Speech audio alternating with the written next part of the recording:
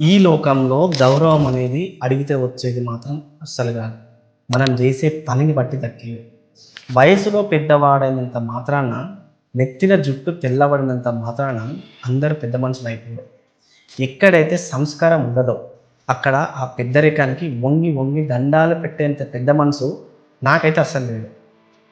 మర్యాద ఇచ్చే చోట ఇస్తాం, కానీ ఎదుటోడు తల పొగుడుతూ విర్రవీగుతుంటే చూస్తూ భరించే ఓపిక మనకెందుకు ఇవ్వాలి? మన పెద్దలు ఎప్పుడు ఒక సామెత చెప్తుంటారు, కుండ నిండా నీళ్లున్నా వంపితేనే కదా దాహం తినేది. అట్లనే పెద్దరికం నీ పేరులో ఉంటే సరిపోదు, అది నీ మాటల్లో ఉండాలి, నీ పద్ధతిలో కనిపించాలి. గౌరవం అనేది రెండు వైపులా ఉండే దారి లాంటిది. నువ్వు ఇస్తేనే నీకు అది దక్కుతుంది. వయసును చూపించో లేక అధికారాన్ని చూపించో భయపెట్టి మర్యాద పొందాలనుకోవడం మూర్ఖత్వం. గుర్తుపెట్టుకో, పెద్దరికం అనేది ఒక బాధ్యత, అది నీకున్న అహంకారం కాదు.